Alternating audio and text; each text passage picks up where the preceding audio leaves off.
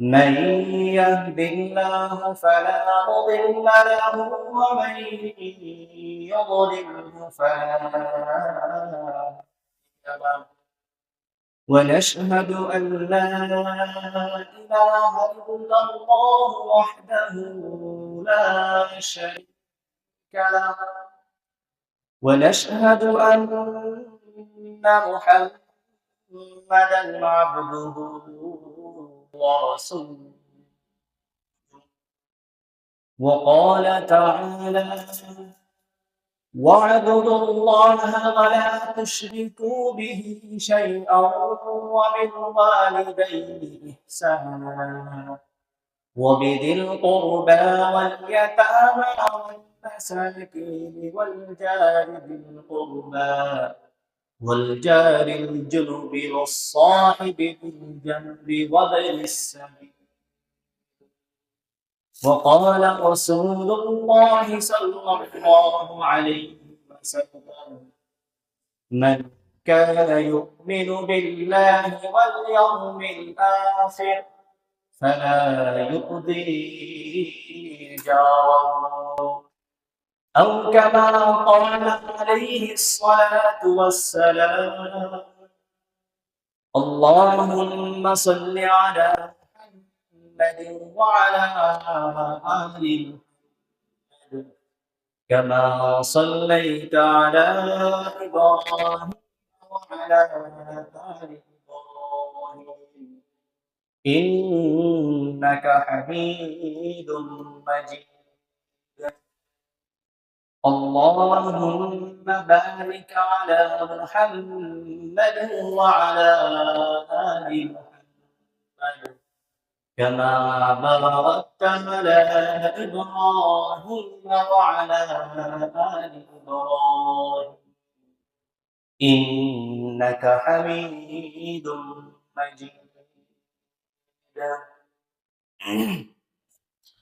আলহামদুলিল্লাহ, সমস্ত প্রশংসা সেই রব্বুল আলামিনের জন্য যে আল্লাহ পাক রব্বুল আলামিন আমাদেরকে দুনিয়াবী সমস্ত কাজকর্ম থেকে মুক্ত করে আল্লাহ পাক রব্বুল আলামিনের অতি গুরুত্বপূর্ণ জুমার নামাজ পড়ার উদ্দেশ্যে পৃথিবীর শ্রেষ্ঠ জায়গা, পৃথিবীর জান্নাত তথা মসজিদে এসে আমাদের সকলকে বসার তৌফিক দান করেছেন। এই জন্য আল্লাহ পাক রব্বুল আলামিনের দরবারে অন্তরের অন্তঃস্থল থেকে শুকরিয়া জ্ঞাপন করছি, বলছি আলহামদুলিল্লাহ। লক্ষ কোটি দরুদ ও সালাম বর্ষিত হোক রাহমাতুল লিল আলামিন সাইয়্যিদুল মুরসালিন খাতামুন নবিয়্যিন জনাব মুহাম্মদুর রাসূলুল্লাহ সাল্লাল্লাহু আলাইহি ওয়াসাল্লাম। সম্মানিত উপস্থিতি, সম্মানিত মুসল্লিন কিরাম, আল্লাহ পাক রব্বুল আলামিন আমাদেরকে অর্থাৎ মানুষ জাতিকে সৃষ্টি করেছেন সামাজিক জীব হিসেবে। মানুষ হচ্ছে সামাজিক জীব। সামাজিক জীব মানে হচ্ছে মানুষ সমাজ ছাড়া চলতে পারে না। মানুষ একাকিত্ব কখনো জীবনযাপন করতে পারে না। মানুষকে জীবনযাপন করতে হলে, সাধারণ জীবনযাপন করতে হলে, জীবনকে উপভোগ করতে হলে মানুষের সঙ্গে চলতে হবে। মানুষ মানুষের সঙ্গ ছাড়া এই দুনিয়াতে সাধারণ জীবনযাপন করতে পারে না। আপনি যদি একটা পশুকে একটা ঘরের ভিতরে আবদ্ধ করে রেখে বছরের পর বছর তাকে খানা পিনা দিয়ে রাখেন, তাহলে সেই পশু সেখানে বেড়ে উঠবে, তার কোনোই সমস্যা হবে না। কিন্তু একটা মানুষকে একটা বাড়ির ভিতরে অন্য মানুষের সঙ্গে চলাফেরা ব্যতীত একটা মানুষ শুধুমাত্র একটা বাড়ির ভিতরে আবদ্ধ হয়ে থাকবে, কারোর সঙ্গে চলাফেরা করবে না, মিশবে না, কথা বলবে না, লেনদেন করবে না, এই মানুষটা কি সাধারণ জীবনযাপন করতে পারবে? এভাবে কখনোই পারবে না। তো মানুষকে সাধারণ জীবনযাপন করতে হলে, জীবনকে উপভোগ করতে হলে অবশ্যই অবশ্যই মানুষের সঙ্গ লাগবে। মানুষের সঙ্গে চলাফেরা করতে হবে, মানুষের সঙ্গে উঠবোস করতে হবে, মানুষের সঙ্গে লেনদেন করতে হবে। যেমন হযরত আদম আলাইহিস সালাম কে যখন আল্লাহ পাক রব্বুল আলামিন সৃষ্টি করেছেন, সৃষ্টি করার পরে তিনি একাকিত্ব অনুভব করতে লাগলেন। তিনি একা একা, তিনার ভালো লাগতেছিল না। আল্লাহ পাক রব্বুল আলামিন বুঝতে পারলেন যে আদম একাকিত্ব অনুভব করছে, তার একজন সঙ্গীর দরকার। যার কারণে আল্লাহ পাক রব্বুল আলামিন মা হাওয়া আলাইহিস সালামকে সৃষ্টি করে আদম আলাইহিস সালামকে উপহার দিলেন তখন আদম আলাইহিস সালাম অন্তরে প্রশান্তি লাভ করলেন। তো মানুষের সঙ্গেই চলতে হবে। আপনি আমি কখনোই পারবো না যে একটা বাড়ির ভিতরে আবদ্ধ হয়ে মানুষের সঙ্গে চলাফেরা বাদ দিয়ে মানুষের সঙ্গে সম্পর্ক ত্যাগ করে শুধু বাড়ির ভিতরে থাকবে। সম্ভব না। কথা বলবেন, যদি কথা সঠিক হয় হ্যাঁ বলবেন, না হলে না বলবেন, ভুল হলে। তাহলে পারবো কি আমরা মানুষের সঙ্গে চলাফেরা ছাড়া, উদ্বোস ছাড়া জীবনযাপন করতে? পারবো না, কখনোই পারবো না। এমনও তো অনেক দেখা গিয়েছে যে মানুষ একাকিত্ব নির্জনতা অবলম্বন করে নিয়েছে, মানুষের সঙ্গে চলাফেরা বাদ দিয়েছে, সবসময় বাড়ির ভিতরে ঘরের ভিতরে থেকেছে। একটা সময় দেখা গেছে এমন মানুষ ডিপ্রেশনে, চিন্তায় পড়তে পড়তে একটা সময় সুসাইড করতে বাধ্য হয়েছে। তো মানুষকে আল্লাহ পাক রব্বুল আলামিন সৃষ্টি করেছেন এভাবে, সামাজিক জীব হিসেবে। অর্থাৎ মানুষের সঙ্গে চলতে হবে, চলাফেরা করতে হবে, উদ্বস করতে হবে, লেনদেন করতে হবে। তো আমাদের এই জীবনকে আরো বেশি সুন্দর করতে, জীবনকে আরো বেশি উপভোগ্য করতে তুলতে আমাদের সব থেকে বেশি যারা সহযোগিতা করে তারা হচ্ছে আমাদের প্রতিবেশী। তারা কে? আমাদের প্রতিবেশী। কারণ আমরা সকালবেলা ঘুম থেকে উঠলেই তাদের সঙ্গে সাক্ষাৎ হয়, আবার যখন ঘুমাতে যাই তাদের সঙ্গে সাক্ষাৎ হয়, আবার যখন বাজারে আসি তাদের সঙ্গে কি হয়? সাক্ষাৎ হয়। এখন কোন মানুষের প্রতিবেশী যদি খারাপ হয়, বুঝেন কথা, কোন মানুষের প্রতিবেশী যদি কি হয়? খারাপ হয়, মানে আপনার প্রতিবেশীর সঙ্গে যদি আপনার শত্রুতার সম্পর্ক থাকে, প্রতিহিংসার সম্পর্ক থাকে, তাহলে এমন খারাপ প্রতিবেশী হইলে মানুষ কি সাধারণ জীবন যাপন করতে পারে? ওই যে প্রতিবেশী আপনার পিছনে সবসময় লেগে থাকবে, আপনার ক্ষতি করার চেষ্টা করবে, আপনাকে অশান্তিতে রাখবে। কিন্তু বিপরীতে যদি প্রতিবেশী ভালো হয়, যার সঙ্গে আপনার হৃদ্যতার সম্পর্ক আছে, যার সঙ্গে আপনার চলাফেরা আছে, কথাবার্তা আছে, লেনদেন হয়, এমন প্রতিবেশী আপনার সুখও আপনার পাশে থাকবে, দুঃখে পড়লে, মুসিবতে পড়লে সেই প্রতিবেশী এসেই আপনার পাশে দাঁড়াবে। অন্য এলাকা থেকে এসে আপনার পাশে দাঁড়াবে কেউ? বরং আপনি বিপদে পড়লে, আপনি মুসিবতে পড়লে আপনার প্রতিবেশী আপনার পাশে দাঁড়াবে। আর যদি প্রতিবেশী খারাপ হয়, যার সঙ্গে আপনার শত্রুতা থাকে, আপনার সঙ্গে যদি তার সঙ্গে প্রতিহিংসার সম্পর্ক থাকে, আপনি মুসিবতে পড়লে ও পারলে আরো দুটা লাথি দিয়ে আপনাকে মুসিবতে আরো বেশি ফেলাবে, আপনাকে সহযোগিতা করবে না। তাহলে আমাদের জীবন যাপনের ক্ষেত্রে প্রতিবেশীর সঙ্গে ভালো সম্পর্ক থাকা উচিত কিনা? অবশ্যই উচিত। প্রতিবেশী ভালো হওয়া উচিত কিনা? অবশ্যই উচিত। নয়তো এমন তো আপনারা তো অনেকেই এখানে আছেন যাদের প্রতিবেশী খারাপ, যার কারণে দেখা যায় কিরকম সমস্যার সম্মুখীন হতে হয়। নাই? হাজার হাজার প্রমাণ আছে যে প্রতিবেশী খারাপ হওয়ার কারণে তাদের জীবনটা অতিষ্ঠ করে ফেলেছে, জীবনটা বিষাদময় হয়ে গিয়েছে। তো তাহলে আমাদের সাধারণ জীবনযাপন এবং জীবনকে উপভোগ করে তুলতে হলে কি করার প্রয়োজন? প্রতিবেশী ভালো হওয়া প্রয়োজন এবং প্রতিবেশীর সঙ্গে ভালো সম্পর্ক থাকা প্রয়োজন। তো প্রতিবেশী ভালো হওয়া কেন প্রয়োজন? এটার একটা ছোট্ট উদাহরণ দিই। হযরত আব্দুল্লাহ ইবনুল মুবারক রাহিমাহুল্লাহ, এই আব্দুল্লাহ ইবনুল মুবারক হচ্ছে ইমাম বুখারীর উস্তাদ। ইমাম বুখারীকে যিনি বুখারী শরীফ সংকলন করেছেন, বুখারী শরীফ লিখেছেন, এই আব্দুল্লাহ ইবনুল মুবারক হচ্ছে ইমাম বুখারীর উস্তাদ, মানে শিক্ষক। এই আব্দুল্লাহ ইবনুল মুবারকের জামানায় তিনার একজন প্রতিবেশী ছিল।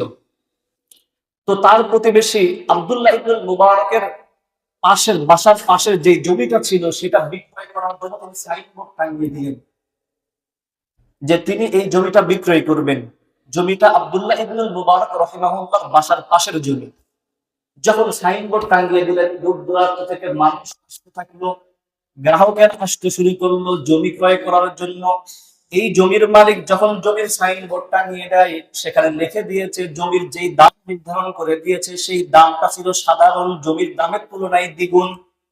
তো গ্রাহকেরা যখন জমি ক্রয় করার জন্য আসে, জমির মালিককে জিজ্ঞাসা করে, ভাই তুমি যে জমির দাম হাঁকিয়েছো, ডাবল দাম হাঁকিয়েছো, এটার কারণ কি? আমাদের এই সময় আমাদের এই এলাকাতে তো জমির দাম এত বেশি নয়, তুমি যেই দাম নির্ধারণ করেছো সাধারণ জমির তুলনায় অত্যন্ত বেশি, দ্বিগুণ হয়েছে।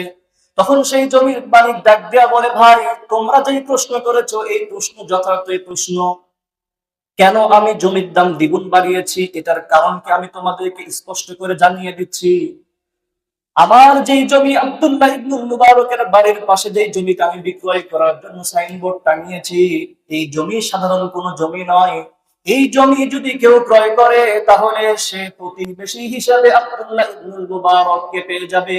যে আব্দুল্লাহ ইবনুল মুবারক সাধারণ কোনো মানুষ নয়, ওই জামানার সব থেকে বড় মুহাদ্দিস, সব থেকে বড় আল্লাহর ওলি, সব থেকে বড় নবীর হাদিসের সংরক্ষণকারী। তো এমন ব্যক্তিকে যে প্রতিবেশী হিসাবে পাবে, তার থেকে সৌভাগ্যবান ব্যক্তি আর কে হতে পারে? যার কারণে আমি এই জমির দাম দ্বিগুণ দিয়ে রেখেছি। তোমাদের যদি ইচ্ছা হয় যে তোমরা আব্দুল্লাহ ইবনে মুবারকের মতো আল্লাহর ওলির প্রতিবেশী হবা, তাহলে তোমরা এই জমির দাম দ্বিগুণ দিয়েই কিনতে হবে। আর যদি মনে না চাই তাহলে তোমরা চলে যেতে পারো। কেন জমির দাম বাড়ানো হয়েছিল? যে আব্দুল্লাহ ইবনে মুবারক, যিনি ওই সময়ের শ্রেষ্ঠ হাদিস বিশারদ ছিলেন, শ্রেষ্ঠ মুহাদ্দিস ছিলেন, শ্রেষ্ঠ আল্লাহর ওলি ছিলেন, তো এমন ব্যক্তিকে যে প্রতিবেশী হিসাবে পাবে, তার থেকে বড় সৌভাগ্যবান আর কে হতে পারে? আরে বুঝেন, এই সাধারণ আপনাদের মাঠে ঘাটে যে জমিগুলো আছে সেগুলোর দাম আর রহনপুর বা বিভিন্ন শহরে যে জমিগুলো আছে সেগুলোর দাম কি এক? বরঞ্চ দেখা যাবে যে শহর থেকে আপনি যেই জমি 2 কাঠা যেই টাকা দিয়ে কিনবেন, এখানে 1 বিঘা কেনা যাবে, ঠিক না? কারণ কারণ শহরে যে সমস্ত কি আছে, সুযোগ সুবিধা আছে, এই গ্রামের এই সমস্ত মাঠে কি নাই, সেই সমস্ত সুযোগ সুবিধা নাই। তো আব্দুল্লাহ ইবনে মুবারক হচ্ছে সর্বশ্রেষ্ঠ আল্লাহর ওলি ওই সময়কার, সর্বশ্রেষ্ঠ মুহাদ্দিস। তো এমন ব্যক্তিকে যে প্রতিবেশী হিসাবে পাবে, তার থেকে বড় ভাগ্যবান আর কে হতে পারে? একজন সাধারণ মানুষের প্রতিবেশী হওয়া আর একজন বড় আলেম, বড় আল্লাহর ওলি, বড় মুহাদ্দিস, বড় মুফতির প্রতিবেশী হওয়া মনে হয় একই কথা নাকি? একই কথা? একজন আলেমের প্রতিবেশী হওয়া আর একজন সাধারণ মানুষের প্রতিবেশী হওয়া একই কথা? কখনোই না। কারণ আপনার প্রতিবেশী যত বেশি ভালো হবে, আপনার জীবন তত বেশি সুন্দর হবে। কারণ ওই প্রতিবেশী আপনার মুসিবতে আপনার পাশে থাকবে, আপনার বিপদ আপদে সে আপনার পাশে থাকবে। আর প্রতিবেশী যদি খারাপ হয়, তাহলে সবসময় আপনাকে ধ্বংস কিভাবে করা যায় সেই প্রচেষ্টায় থাকবে। এটাই স্বাভাবিক না? যাদের প্রতিবেশী খারাপ, তারা একটা চিন্তা করে দেখেন যে আপনাদের প্রতিবেশী যারা যারা খারাপ, তারা আমাদের সঙ্গে কি আচরণ করে থাকে, খেয়াল করলেই বুঝতে পারবেন। তো আল্লাহ রাসূল সাল্লাল্লাহু আলাইহি ওয়াসাল্লাম প্রতিবেশীর সঙ্গে প্রতিবেশীর কি মুআমালা হবে, কি সম্পর্ক হবে, এই বিষয়ে খুবই সতর্ক করে গিয়েছে, খুবই সতর্ক করেছেন। আল্লাহ রাসূল সাল্লাল্লাহু আলাইহি ওয়াসাল্লাম এটাকে ঈমানের সঙ্গে সংযুক্ত করে দিয়েছেন। প্রতিবেশীর সঙ্গে ভালো সম্পর্ক রাখা, এটা ঈমানের সঙ্গে সংযুক্ত করে দিয়েছেন। মুসলিম শরীফের 45 নম্বর হাদিস, عن انس رضي الله تعالى عنه عن النبي صلى الله عليه وسلم قال والذي نفسي بيده لا يؤمن عبد حتى يحب لجاره او قال لأخيه ما يحب لنفسه। আল্লাহ রাসূল সাল্লাল্লাহু আলাইহি ওয়াসাল্লাম বলেন, ওই সত্তার কসম, ওই আল্লাহর কসম যার হাতে আমার জীবন, লা ইউমিনু আহাদুকুম, এই বান্দা ততক্ষণ পর্যন্ত মুমিন হতে পারবে না যতক্ষণ না পর্যন্ত হাত্তা ইউহিব্বা লিজারিহি আও লিআখিহি, তার প্রতিবেশীর জন্য, তার ভাইয়ের জন্য সেটাই তা পছন্দ করবে যেটা নিজের জন্য পছন্দ করে। আল্লাহ রাসূল সাল্লাল্লাহু আলাইহি ওয়াসাল্লাম স্পষ্ট ভাষায় বলেছেন যে কোন ব্যক্তি, কোন বান্দা ততক্ষণ পর্যন্ত প্রকৃত পরিপূর্ণ ঈমানদার মুমিন হতে পারবে না যতক্ষণ না পর্যন্ত সে নিজের জন্য যেটা পছন্দ করে, নিজের জন্য যেটা ভালোবাসে, অপর ভাইয়ের জন্য, নিজের প্রতিবেশীর জন্য সেটাই ভালো না বাসবে, সেটাই পছন্দ না করবে। স্পষ্ট কথা যে আমরা নিজের জন্য যেটা ভালো মনে করি, নিজেদের জন্য যেটা পছন্দ করি, যতক্ষণ না পর্যন্ত নিজের ভাইয়ের জন্য, নিজের প্রতিবেশীর জন্য ঠিক সেই জিনিসটাই পছন্দ না করব, ততক্ষণ পর্যন্ত আল্লাহ রাসূলের ভাষায় প্রকৃত ঈমানদার মুমিন হতে পারবে না। ওই যে কথায় আছে না যে পাগলও নিজের ভালোটা বুঝে, তাই না? বুঝে তো। তা আমরা সকলেই তো আমরা চাই আমাদের নিজেদের বেলার সবসময় কল্যাণ চাই। কেউ কি নিজের ক্ষতি চাই? কেউ নিজের ক্ষতি চায়? চাই না। তাহলে বলা হচ্ছে যেই ব্যক্তি নিজের জন্য যেটা পছন্দ করবে, তার প্রতিবেশীর জন্য তাকে সেটা পছন্দ করতে হবে, তাহলেই কেবল সে প্রকৃত মুমিন, প্রকৃত ঈমানদার হতে পারবে। আমরা পছন্দ করি আমাদের ধন সম্পদ বৃদ্ধি হোক, ঠিক একইভাবে আল্লাহর কাছে দোয়া করতে হবে, আয় আল্লাহ তুমি আমার ধন সম্পদ বৃদ্ধি করে দাও, আমার প্রতিবেশীর ধন সম্পদ বৃদ্ধি করে দাও। কিন্তু বিপরীতে যদি নিজের জন্য ধন সম্পদ বৃদ্ধির দোয়া করেন আর প্রতিবেশীর জন্য ধন সম্পদ কমিয়ে যাওয়ার, তাকে দরিদ্র হওয়ার দোয়া করেন, তাহলে এটা প্রকৃত ঈমানদারের পরিচয় বহন করে না। আমরা নিজেদের জন্য দোয়া করি যে আল্লাহ পাক রব্বুল আলামিনের হুকুম মোতাবেক চলবো, আল্লাহর হুকুম মেনে আল্লাহর তাবেদার করে আমরা জান্নাতে চলে যাব।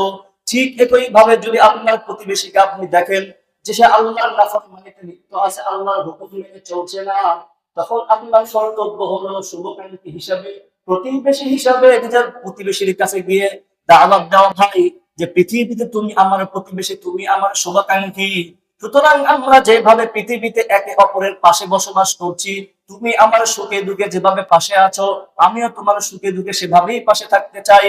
কিন্তু তুমি তো আল্লাহর হুকুম না মানার কারণে, আল্লাহর অবাধ্যাচরণে লিপ্ত হওয়ার কারণে তুমি জাহান্নামের পথে পরিচালিত হচ্ছ।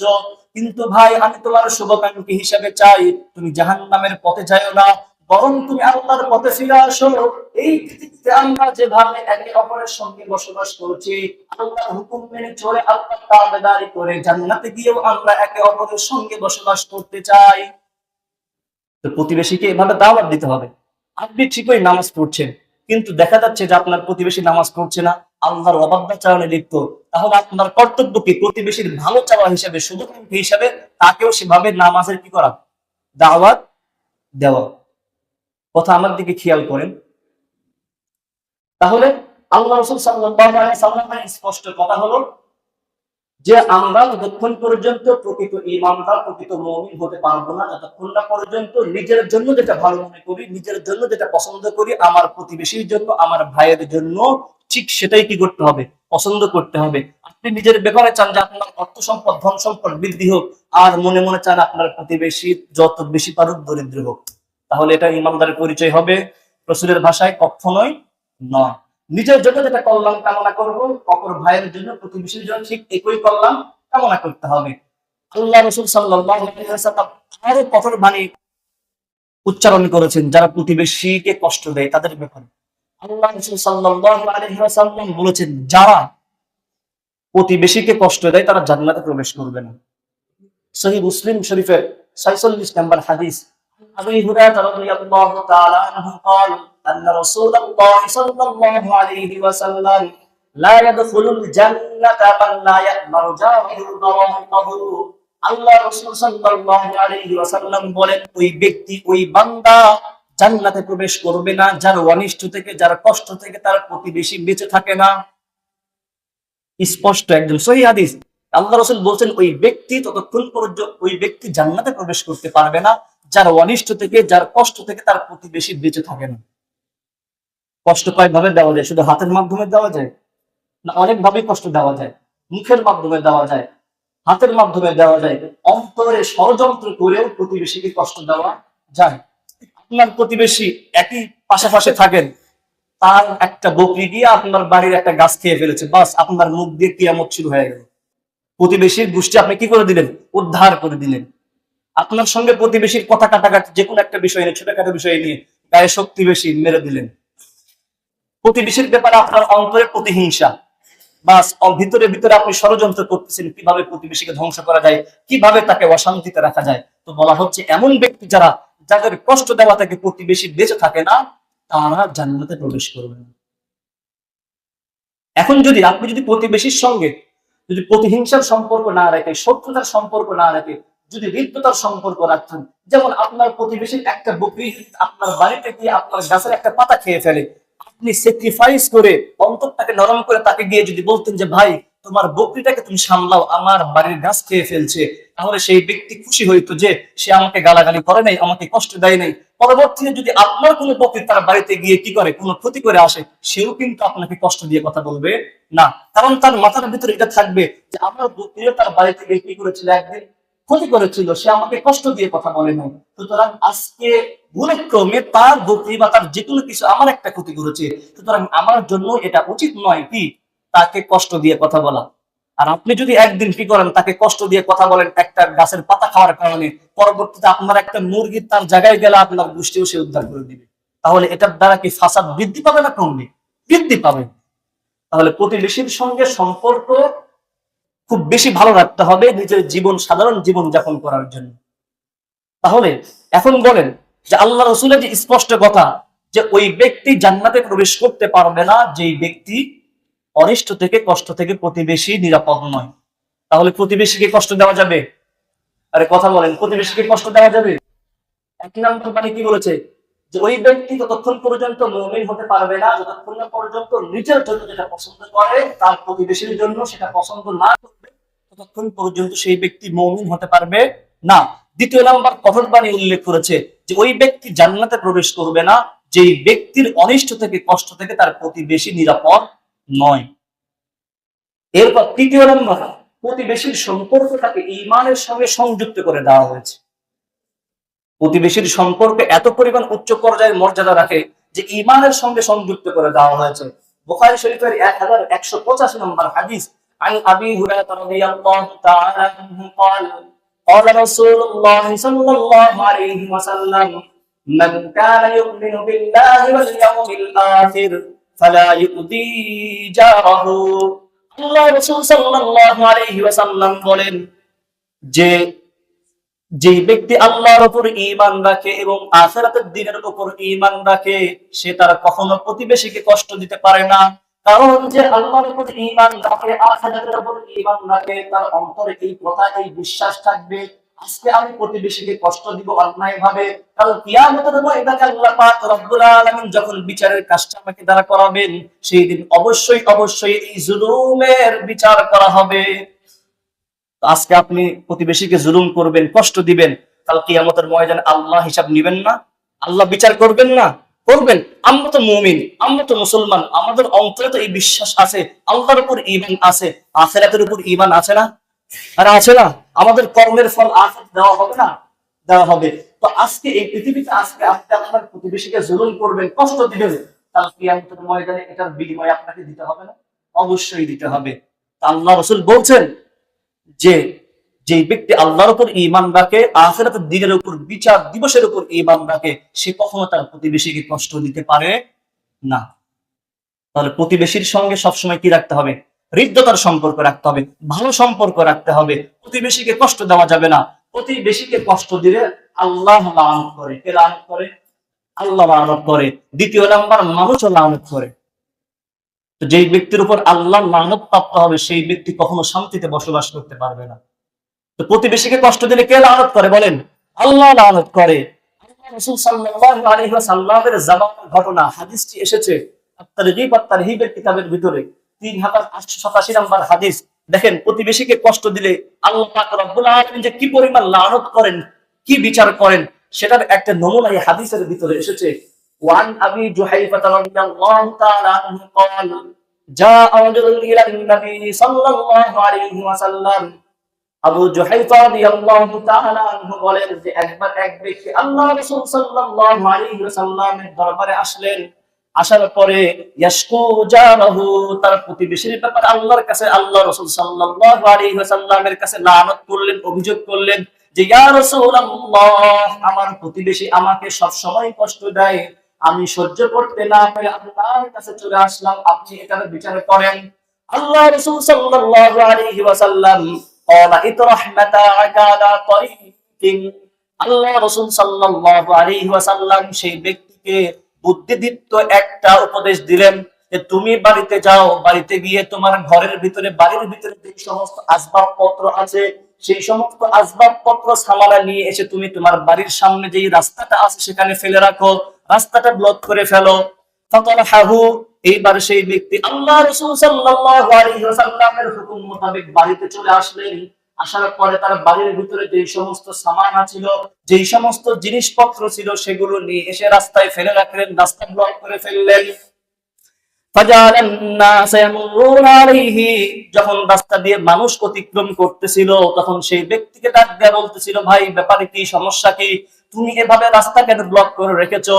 তখন সেই ব্যক্তি তাদেরকে ঘটনা খুলে বলে যে আমার প্রতিবেশী আমাকে এত পরিমাণ কষ্ট দেয় যে আমি সহ্য করতে না পেরে আল্লাহ রাসূল সাল্লাল্লাহু আলাইহি ওয়াসাল্লামের কাছে গিয়ে নালিশ করেছিলাম, অভিযোগ করেছিলাম।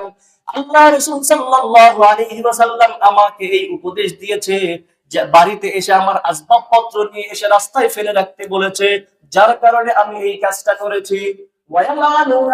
এই ঘটনা শোনার পরে সেই সমস্ত ব্যক্তিরা ওই জালেম প্রতিবেশী যে কষ্ট দেয় তার উপর লানত করতে থাকে, তার জন্য বদদোয়া করতে থাকে যে ওই ব্যক্তি ধ্বংস হোক যে ব্যক্তি প্রতিবেশীকে কষ্ট দেয়।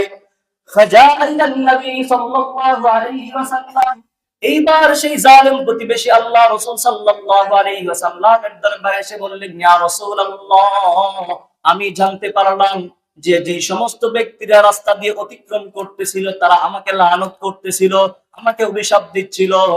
আল্লাহ রাসূল সাল্লাল্লাহু আলাইহি ওয়াসাল্লাম জিজ্ঞাসা করলেন, কেন কেন তোমাকে মানুষজন লানত করতেছিল, কেন তোমাকে অভিশাপ দিচ্ছিল? তখন সে বলল, আমি আমার প্রতিবেশীকে কষ্ট দিয়েছি।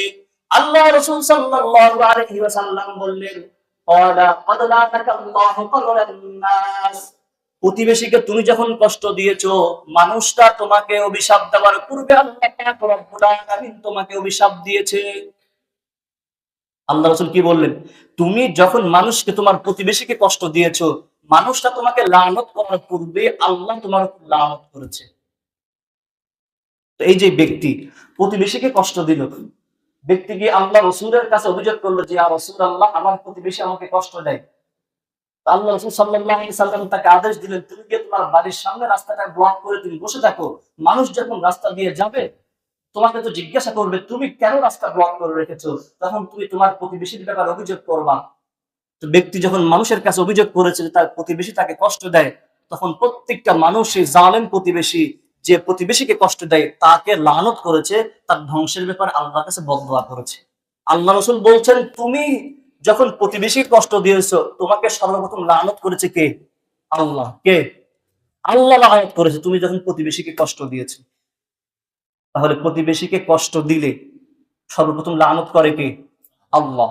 আল্লাহ লানত করে। মানুষ তো লানত করে, মানুষ তো অভিশাপ অবশ্যই দেয়, মানুষ তো অভিশাপ দেয়, কিন্তু আল্লাহ তার উপর লানত করেন, আল্লাহ তাকে অভিশাপ দেন। তাহলে প্রতিবেশীকে কষ্ট দেওয়া যাবে? এই যে হাদিস, হাদিস থেকে কি বুঝতে পারলাম? এক নাম্বার, যে যেই ব্যক্তি প্রকৃত ঈমানদার হতে চায়, তার জন্য উচিত সে নিজের জন্য যেটা পছন্দ করে তার প্রতিবেশীর জন্য ঠিক সেটাই পছন্দ করতে হবে। দ্বিতীয় নাম্বার বলা হয়েছে যে কোনো ব্যক্তি জান্নাতে প্রবেশ করতে পারবে না যার অনিষ্ট থেকে, যার কষ্ট থেকে প্রতিবেশী নিরাপদ নয়। তাহলে আপনি আমি জান্নাতে প্রবেশ করতে চাই না, আমাদের জীবনের মূল লক্ষ্য উদ্দেশ্যটা কি? নামাজ পড়তে কেন এসেছেন? এমনি এমনি? না আল্লাহর সন্তুষ্টি অর্জনের জন্য? আল্লাহর সন্তুষ্টি মানে কি? জান্নাত অর্জন করার জন্য। তা আপনি এখানে এসে সেজদা দিবেন, আল্লাহর পায়ে সেজদা দিবেন, জান্নাত চাইবেন, আবার বাড়িতে গিয়ে প্রতিবেশীকে কষ্ট দিবেন, উভয়টা তো একত্রিত হতে পারে না। অন্ধকার আলো একত্রিত হতে পারে? আল্লাহ রাসূল বলছেন, যে ব্যক্তি প্রতিবেশীকে কষ্ট দেয় সে জান্নাতে প্রবেশ করবে না। বাড়িতে গিয়ে প্রতিবেশীকে কষ্ট দিবেন, আপনি তার ব্যাপারে ষড়যন্ত্র করবেন, আর মসজিদে এসে একই ভাবে আল্লাহর পায়ে সেজদা দিবেন, উভয়টা তো হবে না। আপনাকে যেকোনো একদিকে থাকতে হবে, প্রতিবেশীকে কষ্ট দেওয়া বাদ দিয়ে তারপর আল্লাহর পায়ে সেজদা দিতে হবে, অথবা আপনাকে কি করতে হবে? সেজদা দেওয়া বাদ দিতে হবে। তো সেজদা দেওয়া বাদ দিতে বলছি না, কিন্তু আমি যেটা বাদ দিতে বলবো সেটা কি? প্রতিবেশীকে কষ্ট না দেওয়া। এই যে ব্যক্তি রাস্তা যখন ব্লক করে রেখেছিল, বুঝেন, কথা কথা বোঝার চেষ্টা করেন। ব্যক্তি যখন রাস্তা ব্লক করে রেখেছিল, যখন রাস্তা দিয়ে মানুষ অতিক্রম করতেছিল, সকলে লানত করতেছিল কি করতেছিল না? আরে বলেন না, করতেছিল কি করতেছিল না? কি আলোচনা করলাম? যখন ব্যক্তি রাস্তা ব্লক করে রেখেছিল প্রতিবেশী কষ্ট দেওয়ার কারণে, যেই মানুষগুলো রাস্তা দিয়ে অতিক্রম করছিল তারা কি সেই প্রতিবেশীকে লানত করতেছিল না? আল্লাহর কাছে বদদোয়া করে বলে না, আয় আল্লাহ, যে প্রতিবেশীকে কষ্ট দেয় সেই প্রতিবেশীর উপর তুমি লানত করো, তাকে অভিশপ্ত করো। কিন্তু আল্লাহ রসুলের কাছে কি করেছে? আল্লাহর কাছে বদদোয়া করেছে। তাহলে বুঝতে হবে, বুঝেন ভালো করে কথা। মানুষের চলাচলের রাস্তায়, ভালো করে বুঝবেন, মানুষের চলাচলের রাস্তায় প্রতিবন্ধকতা সৃষ্টি করা, এটা ইমানের আদর্শ নয়, এটা নববী আদর্শ নয়, এটা ইবলিসি আদর্শ। এটা কি? ইবলিসি আদর্শ। স্পষ্ট হাদিস দেখেন, শরীফের 35 নম্বর হাদিস, আল্লাহ রাসূল সাল্লাল্লাহু আলাইহি ওয়াসাল্লাম বলেন যে আল ঈমানু বিদ'উন ওয়া সাব'উনা শু'বাতান ফাআফযালুহা কাওলু লা ইলাহা ইল্লাল্লাহ ওয়া আদনাহা ইবাদাতুল আদা আনিত তরিক। আল্লাহ রাসূল বলতেছেন যে ঈমানের প্রায় ৭০টার বেশি শাখা রয়েছে, এর ভিতর সর্বোচ্চ শাখা হচ্ছে লা ইলাহা ইল্লাল্লাহ, মানুষের এই স্বীকৃতি দেওয়া যে আল্লাহ ছাড়া কোনো মাবুদ নাই। এটা সর্বোচ্চ কি? ঈমানের শাখা। আর সর্বনিম্ন বলা হচ্ছে রাস্তা থেকে কষ্টদায়ক জিনিসকে হটিয়ে ফেলা, এটা ঈমানের দাবি। কি বলা হয়েছে? ঈমানের দাবি। তার মানে আপনি যখন রাস্তা দিয়ে অতিক্রম করছেন, আপনি দেখতে পাচ্ছেন রাস্তায় এমন একটা জিনিস পড়ে আছে, আপনি চলে যাচ্ছেন, আপনার পরে যখন আপনার কোনো ভাই রাস্তা দিয়ে অতিক্রম করবে তখন তার চলতে কষ্ট হবে, তার গাড়ি নিয়ে চলতে কষ্ট হবে। তো ঈমানের দাবি হচ্ছে এটা, সেই কষ্টদায়ক জিনিসকে রাস্তা থেকে হটিয়ে ফেলা, এটা আপনার ঈমানের দাবি। এটা কিসের দাবি? ঈমানের দাবি, স্পষ্ট সহিহ হাদিসের কথা। সর্বোচ্চ শাখা কি? লা ইলাহা ইল্লাল্লাহ, এই কথা স্বীকৃতি দেওয়া। আর সর্বনিম্ন শাখা হচ্ছে রাস্তা থেকে কষ্টদায়ক জিনিসকে হটিয়ে ফেলা। এটাও কি ঈমানের একটা কি অংশ? বিপরীতে মানুষের রাস্তায় প্রতিবন্ধকতা সৃষ্টি করা, অথবা রাস্তায় এমন কোন কাজ করা যেটার দ্বারা মানুষের চলতে সমস্যা হয়, এটা কি ঈমানের দাবি নাকি শয়তানের দাবি? আরে বলেন না। আমি তো হাদিস থেকে বললাম, আল্লাহ রাসূল বলছে যে ঈমানের দাবি হচ্ছে রাস্তা থেকে কষ্টদায়ক জিনিস হটিয়ে ফেলা, আর বিপরীতে রাস্তাতে মানুষের জন্য প্রতিবন্ধকতা সৃষ্টি করা, যেটা ঈমানের দাবির বিপরীত যেটা হবে, এটা শয়তানের দাবি। এটা কিসের দাবি? শয়তানের দাবি। এটা শয়তানের দাবি। ঈমানের বিপরীত কি? কুফর। ঈমানের বিপরীত শয়তান। এর মাঝখানে কিছু আছে? ঈমান এবং কুফরের মাঝখানে কিছু নাই। হয় আপনি ঈমান মানবেন, নয়তো আপনাকে ঈমানের বিপক্ষে যেতে হবে। আর ঈমানের বিপক্ষে যেটা, সেটা শয়তানের পথ। সেটা কি?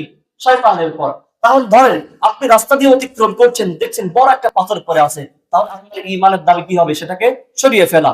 সেটা সরিয়ে ফেলা এবং ইচ্ছাকৃতভাবে মানুষের রাস্তা চলাচলকে প্রতিবন্ধকতা সৃষ্টি করা, প্রতিবেশীকে কষ্ট দেওয়া, এটা কি ইবলিসি আদর্শ? এটা কি শয়তানি আদর্শ?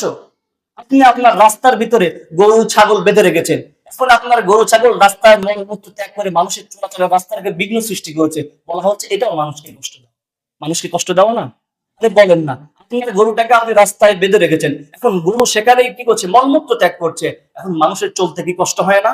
কষ্ট তো হয়। তাহলে কি বলা হচ্ছে? এটা মানুষকে কষ্ট দেওয়া না? আর মানুষকে কষ্ট দিলে লানত করে কে? আল্লাহ। মানুষের চলাচলের রাস্তায় প্রতিবন্ধকতা সৃষ্টি করা, এটা কি শয়তানি আদর্শ? কিসের আদর্শ? শয়তানি আদর্শ।